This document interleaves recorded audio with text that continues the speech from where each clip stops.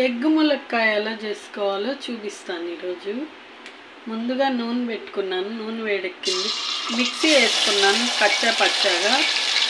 ఎందుకంటే గ్రేవీ ఉల్లిపాయలు తగులుతుంటే ఎవరు తినరు కదా పిల్లలు అట్లాంటి వాళ్ళు, అందువల్ల మిక్సీ వేసుకోండి, గ్రేవీ కూడా వస్తుంది బాగా. ఇట్లా నూనె పైకి వచ్చాక అల్లం, వెల్లుల్లి, కొబ్బరి 3 మసాలా వేసుకోండి.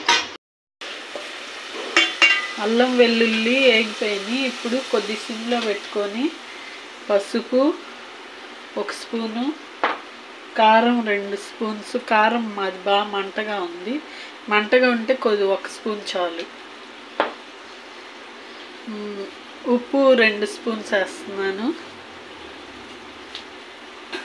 మళ్ళీ కలుపుకోండి, కింద నుంచి ఇలాగా కలుపుకొని మూత పెట్టండి. గ్రేవీగా పైకి వచ్చిందండి నూనె. ఇప్పుడు ములక్కాయలు వేసుకోవాలి.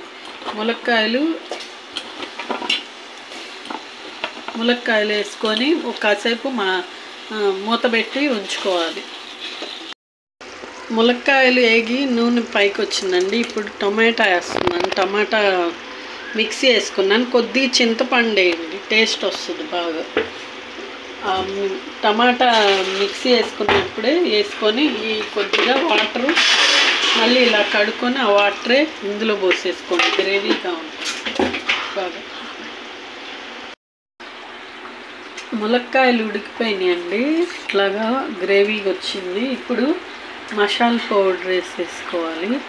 తర్వాత ఎగ్స్ ఇలాగా అటు ఇటుగా కట్ చేసుకోవాలి. కట్ చేసుకొని ఒకటి చిన్నగా ఇట్లా వేసేయాలి.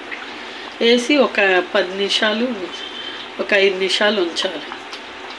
అయిపోయిందండి. ఇట్లా ములక్కాయ ఎగ్ ఇట్లా మిక్సీ వేసుకోవడం వల్ల గ్రేవీగా వస్తుంది.